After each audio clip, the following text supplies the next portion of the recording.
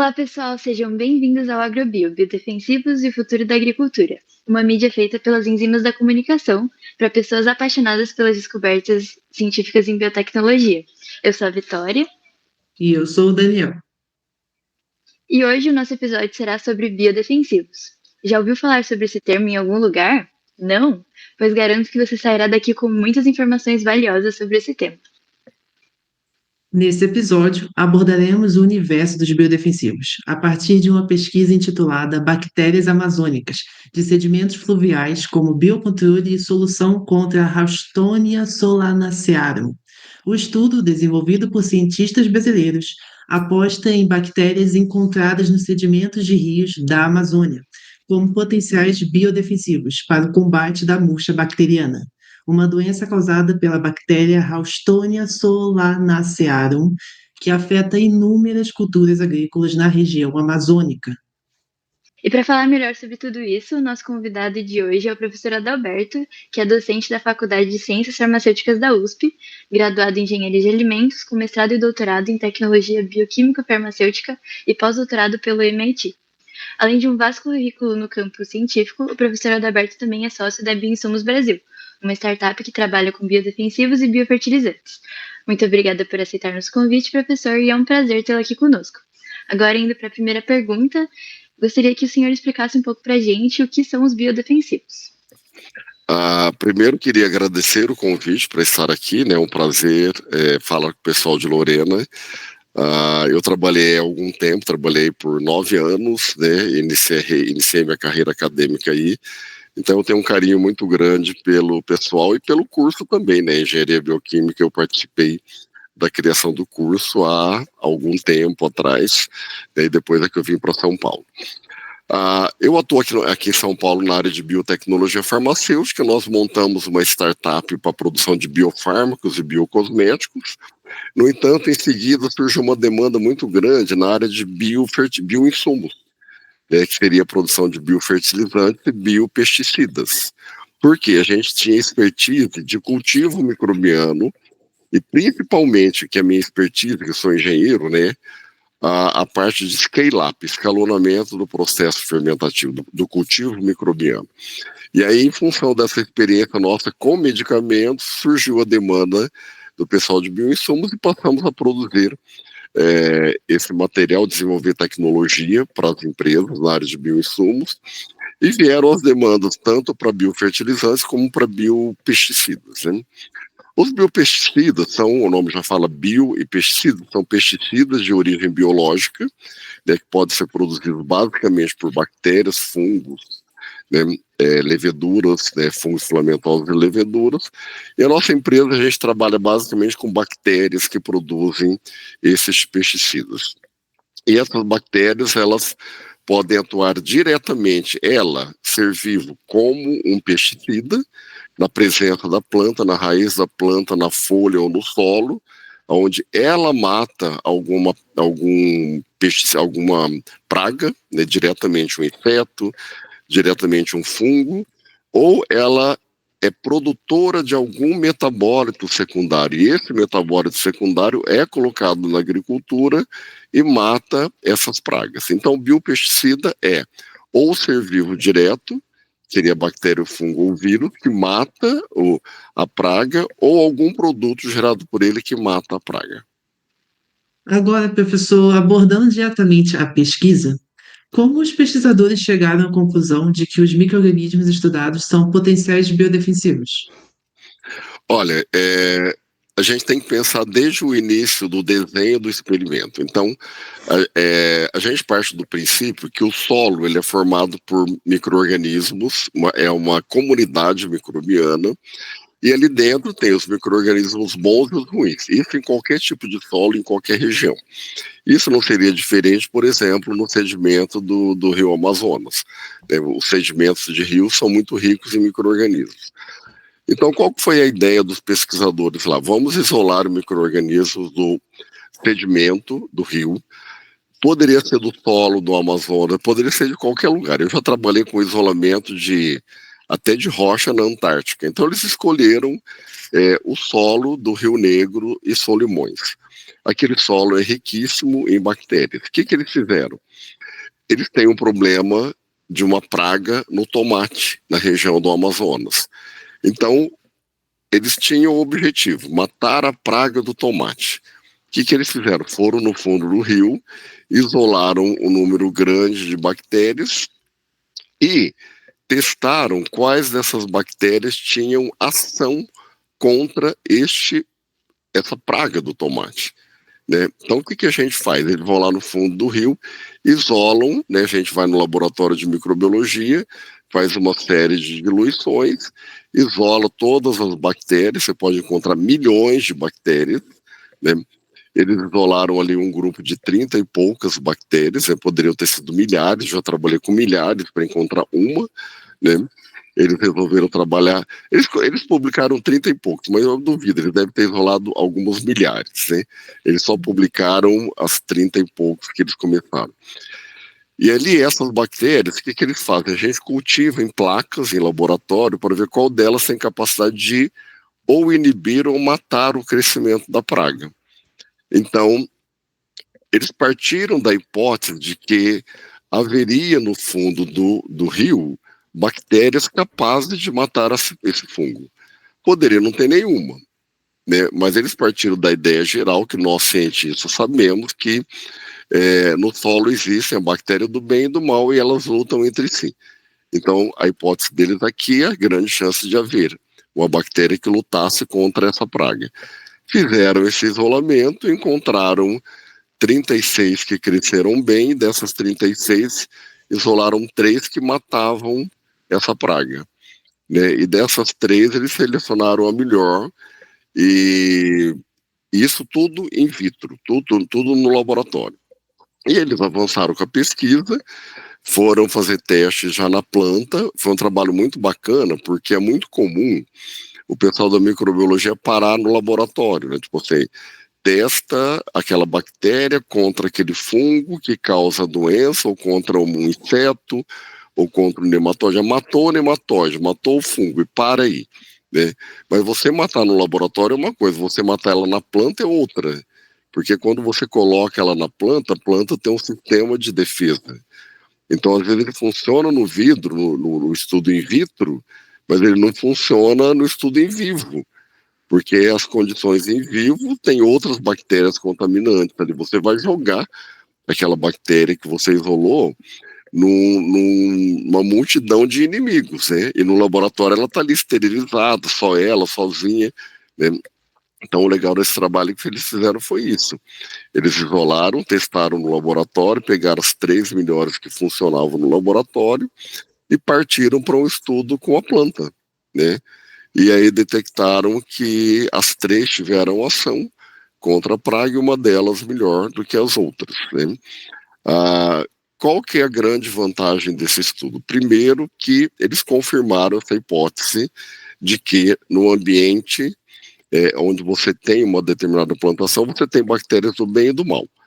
Eles conseguiram isolar as bactérias do bem e conseguiram provar que essas bactérias do bem conseguem proteger a planta contra aquela praga específica, que era uma praga do tomate, né? Mas poderia ser qualquer praga. O estudo deles ele é importante pelo seguinte, olha, qual que é o recado principal? No Amazonas, nós temos bactérias que podem ser usadas como pesticidas contra pragas da Amazônia. Então, esse foi o principal recado. Então, assim, por favor, continuem, porque o nosso trabalho foi com apenas um, né? Existem inúmeros. Esse é o trabalho científico. Cada cientista contribui com um tijolinho. A gente diz que a ciência é uma grande obra faraônica, né? E cada cientista vai lá e coloca um tijolinho. Então, o tijolinho que eles colocaram é muito importante, que é dizer, olha, isso tem que ter continuidade. Né? Nós provamos isso e agora a gente também precisa continuar. Eles precisam continuar com a bactéria que eles encontraram. Ao mesmo tempo, ou eles ou outras pessoas devem continuar com outras pragas, com outras culturas, né? Então, esse estudo ele é muito importante para mostrar que, primeiro, no próprio Amazonas tem um núcleo de cientistas capazes de eles próprios desenvolverem uma tecnologia com potencial para gerar um biopesticida. Uma coisa que eu achei interessante também do artigo é que ele fala, né, que isolou os três melhores micro-organismos para proteger o tomate dessa murcha bacteriana. Só que ele fala que o RN11, ele, além de proteger eficazmente contra essa bactéria, ele também ajudou como um fertilizante, tipo, meio que ele também ajudou a planta a crescer melhor. Então, um biodefensivo não só vai defender a planta de um ataque, como também vai suprir as necessidades fisiológicas dela. Isso é uma característica muito importante que a gente estuda. Às vezes, uma bactéria, a gente tem que ver que a bactéria é um ser vivo e ela nunca tem um objetivo único. E a gente tem que lembrar uma coisa importante: a bactéria, ela não está ali para proteger a planta, a bactéria está ali para ela se proteger. Né? Ela não é desenvolvida para proteger aquela planta, ela quer sobreviver e quer multiplicar. Então ela tem que criar mecanismos para ela própria sobreviver.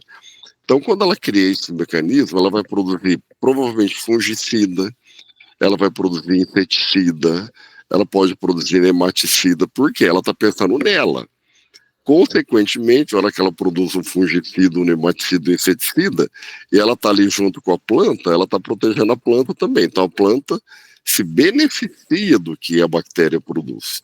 Mas a bactéria, o objetivo dela não é único, a planta. Ela pode ter interesse em beneficiar a planta se elas trabalharem por interação. Se você, olha, eu te protejo, você me alimenta. Né? Então, é uma simbiose, isso pode acontecer. Mas essa simbiose, ela pode funcionar de várias formas. Ela pode produzir tanto algum agente protetor, né, como as bactérias têm a capacidade também de solubilizar nutrientes. Então, quando a gente coloca um fertilizante químico no solo, a gente coloca nitrogênio, fósforo e potássio. Esses fertilizantes químicos são muito insolúveis. Tanto é que é um problema sério que eles acabam não solubilizando no solo e contaminando o lençol freático. Tá? Então, tem que ser muito pensado qual a quantidade de fertilizante químico colocar para que não sobre e não vá lavado pela chuva e não vá para os rios e nem para o lençol freático. Senão você acaba poluindo os rios com agrotóxico. Né? Então, os agrônomos calculam exatamente quanto colocar para que não sobre. Tem algumas bactérias que têm a habilidade de pegar esse fósforo e transformá-lo numa forma solúvel, porque muitos deles estão insolúveis. E aí o que ele faz? Ele transforma em solúvel porque a bactéria quer o fósforo para ela. Mas a partir do momento que ela solubiliza o fósforo, ela também alimenta a planta. Porque o fósforo que fica solúvel no solo, né? E a planta aproveita esse fósforo, ou potássio, ou nitrogênio solúvel, e aumenta a absorção. Então, essa bactéria, ela está ali produzindo fungicida, produzindo pesticida, e ao mesmo tempo ela tem que se nutrir. Como que ela se nutre? Ela solubiliza. Mas na hora que ela solubiliza o fósforo e o potássio, ela também a planta aproveita daquele material que está solúvel ali. E aí a planta ganha em vários aspectos. Ela ganha porque a bactéria mata a praga e ainda por cima aumenta a sua nutrição. Então, dificilmente uma bactéria vai ter uma função apenas. Ela vai ter um conjunto, né? E aí, quais são as melhores bactérias? São aquelas que conseguem dar para a planta maior características. Você consegue, por exemplo, numa produção industrial, gerar um produto multifuncional. Eu tenho uma pergunta sobre isso que você está comentando também, em relação, você disse que sabe bastante sobre escalonamento de processos. Você acha que tem algum potencial de escalonar, considerando que, tipo, é uma bactéria que, tipo assim, demonstrou potencial para uma doença só e uma bactéria? Eu queria saber se você tem alguma opinião sobre isso. De clonagem? Não, de escalonamento. Escalonamento, sim. Então, essa, por exemplo, eu diria, esse trabalho da Amazonas é muito bacana, né? Ele mostrou esse potencial. mas ele ainda, por exemplo, precisaria entrar num grupo de engenharia, porque está no momento de alguém pegar essas 3 bactérias, ou a melhor delas, e ver se ela cresce em escala industrial. Porque também não adianta a gente ter uma coleção de bactérias que no laboratório tem atividade pesticida, se você não consegue cultivá-la em escala industrial. Então, por exemplo, a nossa empresa, a gente tem uma coleção lá de 80 bactérias. A gente só não tem uma coleção de 3.000 porque custa, né? Então é muito comum acontecer que nesse trabalho da Amazônia, eles têm lá agora uma coleção de bactérias, né? Então é natural que eles lá já devam ter centenas de bactérias. Daí, para ir para a produção, a gente tem que ver se essas bactérias são cultiváveis. Aí vem o segundo desafio, que é o desafio da engenharia de bioprocesso ou engenharia bioquímica. Então, o que nós fazemos na nossa empresa? A gente tem um monte de bactéria que já tem esses efeitos comprovados. A gente poderia, por exemplo, pedir para o pessoal da Amazônia nos doar essas bactérias. Em geral, o pessoal doa, porque essas bactérias não podem ser patenteadas, elas são nativas, né? Então, elas são de domínio público. Agora, daí, para elas transformarem num produto, é outra história, porque para que elas se tornem num produto, elas têm que ser, primeiro, cultivadas em bioreator. A gente tem que otimizar quais são as condições de cultivo, pH, temperatura, oxigênio dissolvido, agitação, né? Quais são as condições de nutrição dela, fonte de nitrogênio, fósforo, potássio, vitaminas, o que for. Então, essa bactéria ela tem que ser cultivável em um bioreator, primeiro, escala de laboratório, e depois ver se ela é escalonável para bioreatores de 5.000 litros, que são os bioreatores de uma indústria de bioinsumos. Então, esse é o grande desafio. E muitas bactérias não são cultiváveis. Então, é muito animador esse trabalho do Amazonas, mas agora vem o segundo desafio. Será que essa bactéria cresce?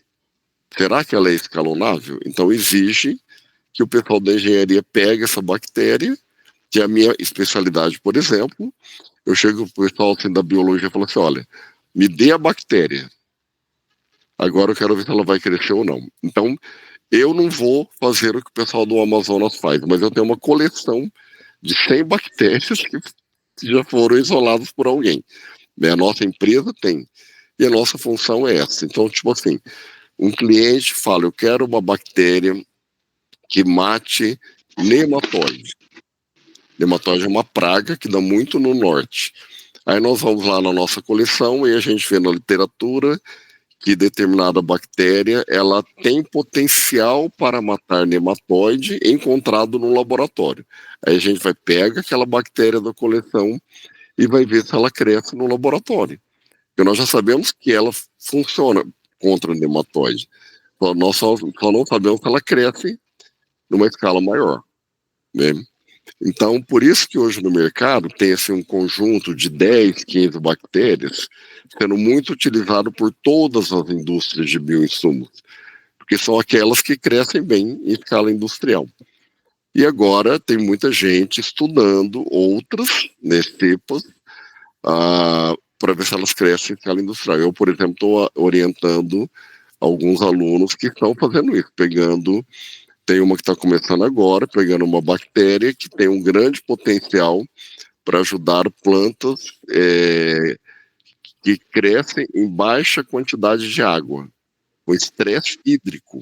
É comum para a seca e no Nordeste, essa aluna é do Nordeste.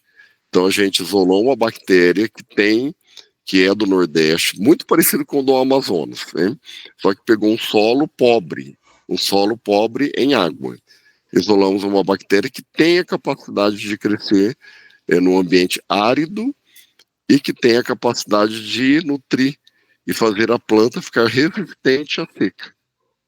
Então, agora, qual que é o nosso projeto? Está começando um projeto de mestrado agora. A gente tem a bactéria, eu estou com o projeto aqui na minha frente, lendo para a menina, para a aluna, submeter para a gente entrar no projeto, no mestrado, para ver justamente isso, se essa bactéria é escalonável. porque nós já sabemos que ela é muito legal no laboratório. Sim, sim. Eu gostei bastante disso que você comentou, de escalonamento, porque é uma parte que me Aliás, interessa vocês bastante. deveriam fazer isso. A gente está precisando de alunos para fazer isso. Alunos de mestrado, doutorado, para desenvolver essa tecnologia. E os engenheiros são muito importantes, porque, como eu disse, nós temos coleções enormes de bactérias, esperando alguém fazer o estudo da escalabilidade delas. E pouca gente entende de escalabilidade. Quem que entende? É o engenheiro bioquímico, engenheiro de bioprocesso. Tá? E eu, que sou engenheiro de alimentos, especializei nisso. Na minha época não tinha engenharia bioquímica, então eu sou o engenheiro de alimentos, né? Partiu para isso. Bom, professor, Pode ir. bom, professor, agora que já sabemos um pouco mais sobre esse estudo, o que o senhor diria que ele traz de inovador para o campo de biodefensivos? O que ele traz de inovador, primeiro, é mais uma opção de bactéria que pode matar, né, uma praga. Então, o que é interessante nesse estudo é que eles fizeram bem bacana, que eles pegaram micro-organismos da Amazônia para testar, para matar uma praga de um tomate produzido na Amazônia. É uma solução regional. Isso é importante, porque se cada região tivesse um conjunto de cientistas estudando a solução para os problemas da região, o Brasil inteiro teria solução. Né? Senão fica assim, sempre o pessoal do Sul, São Paulo, tal, estudando o problema daqui, né? E que eventualmente se aplica lá. Então a grande inovação é, primeiro, essas bactérias que eles isolaram têm gênero e espécie, né? Só que quem estuda microbiologia sabe, você pode ter o mesmo gênero e a mesma espécie, mas ela pode ter um gene diferenciado ali, que é uma subespécie, uma cepa específica. Tanto é que a gente tem, assim, por exemplo, bacilos subtilis, a gente tem uns 10 bacilos subtilis diferentes, porque cada um foi isolado de um lugar. Então, o bacilo subtilis isolado do fundo do rio no Amazonas, ele é diferente do isolado aqui numa plantação de soja em Campinas, né? Então, o que é de inovador ali? Eles isolaram uma bactéria do fundo do rio que ela tem características específicas da Amazônia. Talvez ela, apesar dela ter o mesmo gênero e espécie de outras, ela é uma bactéria aparentemente nova e adaptada ao clima, à umidade, né, à temperatura da região. E outra coisa inovadora, eles estão usando um micro-organismo da região para matar uma praga de um problema da região. Isso é inovador. Essa bactéria, ela pode ser única. Né? Para se descobrir que ela é única, teria que fazer um estudo agora mais molecular, de metabolômica, proteômica, para ver que mesmo sendo de um gênero, de uma espécie conhecida, ela pode ser de uma cepa nova. Em geral, a Amazônia tem essa característica, né? Eles podem estar descobrindo uma cepa nova. E outra coisa inovadora, para o tomate, pelo que eu li, é novo. Essa bactéria para o tomate é novo.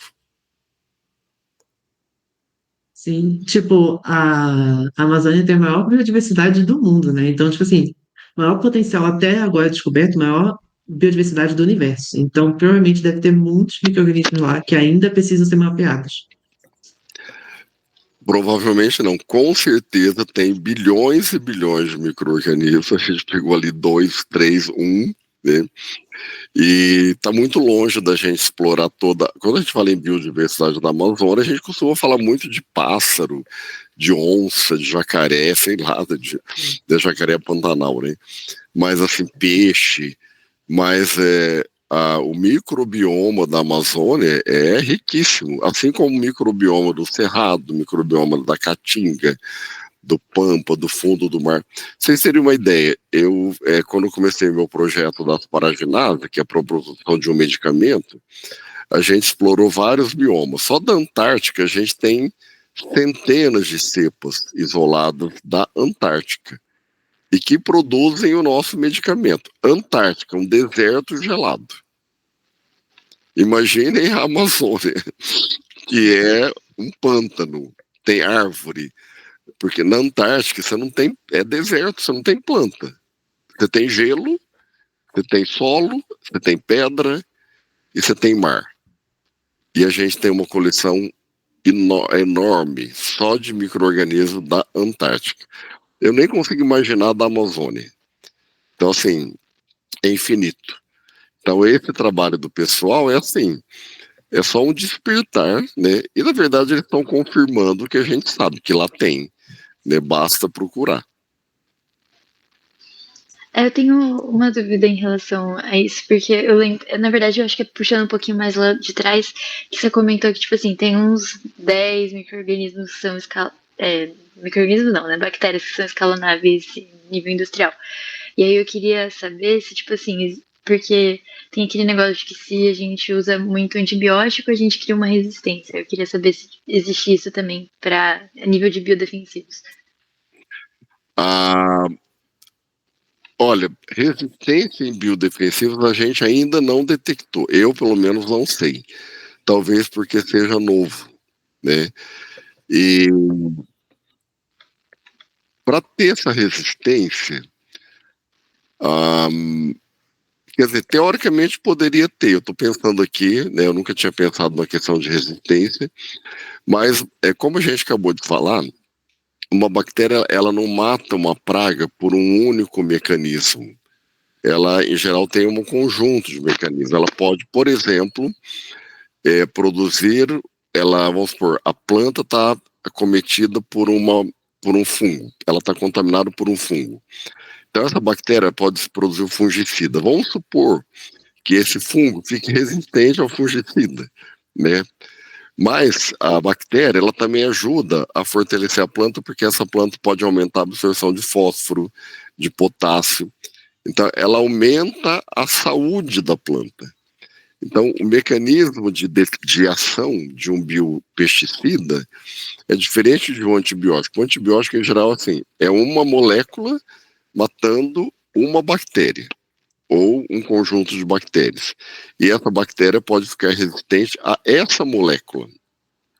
Quando a gente trabalha com um sistema complexo dessa, uma bactéria que está no solo e ela interage com a planta, é um conjunto. Você pode ver assim que no próprio trabalho ela produz várias enzimas, né, lipase, amilase, ácido indol acético. Então ela produz hormônio de crescimento que faz com que a planta cresça mais e seja mais resistente. Então, eu acredito que aparecer uma resistência para uma bactéria isolada do solo multifuncional é muito mais difícil, porque ela produz uma série de coisas, não é uma molécula só. Então, eu diria que não vai acontecer, né? Eu diria que pode acontecer, mas que é mais difícil. E outra coisa, a gente está abrindo um mundo agora. Nós temos no mercado 10, 15 bactérias. Por quê? Porque está começando agora, né? Então, só na nossa empresa a gente já desenvolveu tecnologia para umas 6 ou 7, né? Inclusive novas. É porque a gente não tem braço, a gente não tem braço para pegar 200. A gente não tem gente, não tem dinheiro para pegar, mas se a gente tivesse um incentivo enorme do governo, se houvesse um incentivo para essa bioprospecção e desenvolvimento, a gente não teria 15, a gente teria 1.500, né? Então não tem pouco porque tem pouco. Tem pouco porque não tem dinheiro para fazer mais. É diferente do antibiótico que está tendo resistência e os novos antibióticos estão perdendo a guerra pela resistência. Nós não, a gente começou agora e já tem esse monte aí, né? E teria 1000 vezes mais se tivesse dinheiro para isso. É que os que estão agora estão resolvendo bastante, mas a gente sabe que não vai resolver por muito tempo, né? Tanto é que a área de bioinseticidas ela tem 3 gerações. A gente está na primeira geração. A segunda geração é produzir os metabólitos secundários e adicionar à agricultura os metabólitos, né? Até sem as bactérias. E a terceira geração já é com os recombinantes. E já tem gente falando na quarta geração. Então tem muita coisa para fazer, tudo aí disponível. Só falta gente e dinheiro. E legislação, né? Porque o Brasil também está perdido na legislação. A área regulatória do Ministério do Meio Ambiente, ou da Anvisa, eles tá crescendo tanto que eles não estão acompanhando a regularização desses novos produtos. Eles nem sabem o que fazer, estão perdidos, porque está aparecendo, está brotando, né, biopesticida, e chega lá no Ministério, eles, e aí? Como que faz? Eles não tem nem gente para isso, para regular os produtos. Como que eu vou vender esse produto como um nematicida, se eu preciso de um registro dele como esse produto é nematicida? Para eu ter esse registro, o Ministério lá do Meio Ambiente tem que me dar esse registro. Eles não têm gente para fazer isso, nem para ter competência para checar se é nematicida. Então, como que eu vou vender um produto se eu não tenho quem ateste que ele é um produto? Aí o que está acontecendo? Você vende para o agricultor e fala assim: olha, isso aqui é o auxiliar da lavoura, põe o nome lá, auxiliar, e você fala para ele: olha, nós sabemos que ele é nematicida, que ele é fungicida, que ele é inseticida, mas eu não tenho um registro. Eu não te posso comprovar documentalmente porque o registro não saiu. Mas a gente já testou e viu que ele funciona assim, assim, assim. Por favor, acredite no que eu estou falando. Tá mais ou menos assim. E como está dando resultado e o mercado está crescendo, então eles estão acreditando pelos resultados que está dando na agricultura. Mas a gente está tendo um problema sério regulatório, porque inclusive de perda de valor, porque se você registra um produto como nematicida, com número de registro dado pelo Ministério, você vende ele 10 vezes mais caro, porque ele tem um registro. Agora, se você vende sem o registro, simplesmente como um auxiliar de agricultura, o cara quer pagar nada por ele. Então, o Brasil, a gente está andando em ritmos muito diferentes. Nesse ponto, a ciência e a tecnologia está muito mais acelerado do que o regulatório. Então, eu estou falando que a gente tem coleções com milhares de bactérias, né? Mas se a gente colocar milhares de bactérias produzindo, eu quero ver o que vai acontecer no Ministério do Meio Ambiente, como que eles vão aprovar isso. Então tem que ter uma reação do governo para que isso fique viável, né? Esse está sendo um dos gargalos da criação do problema, do processo. Entendi. E isso acaba até afetando, né? Porque fica mais complicado ainda de a gente conseguir substituir os agrotóxicos que a gente usa tanto, né? Então, a luta é tão grande para a gente diminuir os agrotóxicos. É uma coisa importante, gente. Até o momento, a gente não consegue eliminar os agrotóxicos ou eliminar os fertilizantes químicos. O que a gente está conseguindo fazer é reduzir. Então, isso é muito importante, que, por exemplo, a hora que você adiciona um fósforo ou um potássio insolúvel, ele vai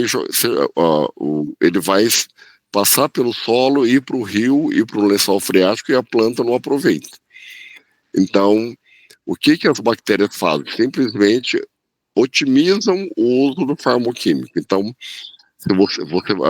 o agricultor vai gastar menos, vai usar menos farmoquímico, porque as bactérias estão ajudando. Então, no momento, elas estão reduzindo o uso de agrotóxicos. Alguns produtores, por exemplo, de alimentos orgânicos, estão usando só os biológicos, tá?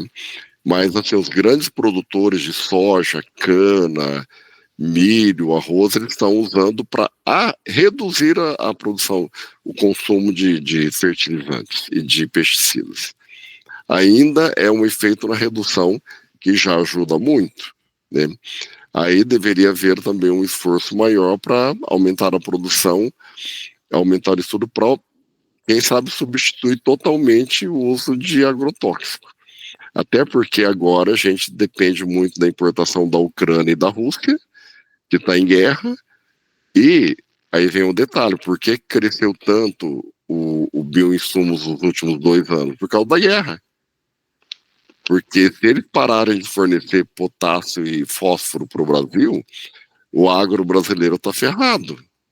Porque a gente depende da importação de países que estão em guerra. Isso explica até porque o Brasil não tomou posição na guerra. Porque a gente afetaria o nosso agro diretamente. Então, a guerra não é só uma questão política, ela é econômica, né?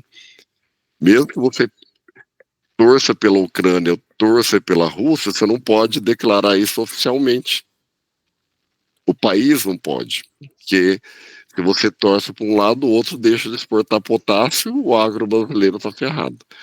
Foi aí que começou a desenvolver, a hora que o agro percebeu que está investindo muito, nós temos que produzir o nosso próprio fósforo e potássio. Já que a gente não está produzindo, vamos reduzir a compra. Porque se pararem, o agro brasileiro quebra. Olha só, a gente é o maior agro do mundo e, no entanto, a gente depende de importação, ou seja, um agro falso, fake. Porque se não exportarem o fertilizante, a gente não tem agro. Né? Olha só que enroscada que nós estamos. Sim, sim. E isso Bioinsumos é uma acaba... esperança. Bioinsumos é uma esperança real. É uma solução Sim, real. era isso que eu ia comentar. Tá?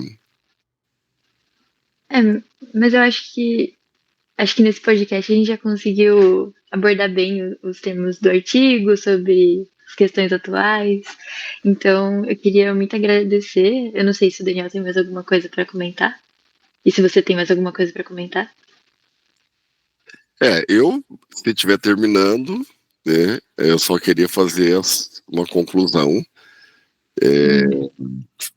A conclusão final é uma conclusão, né?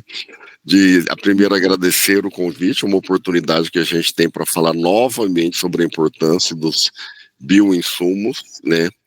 Então, basicamente, biopesticidas e biofertilizantes. É um assunto que tem que crescer, que precisa crescer, que está crescendo, precisa de apoio em todos os âmbitos, é de interesse nacional e é de soberania nacional, não é simplesmente econômico nem político. Ele tem a ver com a independência econômica da gente, a soberania. A gente produzir o nosso alimento sem depender da guerra de 2 países que estão lá na Ásia, no outro lado do mundo. Então, é de grande importância, grande relevância, e parabéns para vocês que escolheram um tema importante como esse, e eu agradeço essa oportunidade. Muito obrigada, a gente também está muito feliz de ter aqui você com a gente. A gente aprendeu muito sobre biodefensivos hoje e imagino que todo mundo que está ouvindo também. Acho que é isso. Tá Sim, bom. muito obrigado. Tenho certeza que a gente e o pessoal que está ouvindo também aprendeu muito sobre biodefensivos hoje. E para você, nosso muito obrigado por nos acompanhar nesse episódio. Não esquece de nos seguir nas plataformas de áudio e avaliar este episódio do Enzimas da Comunicação. Sua contribuição é muito valiosa para nós. Até o próximo episódio!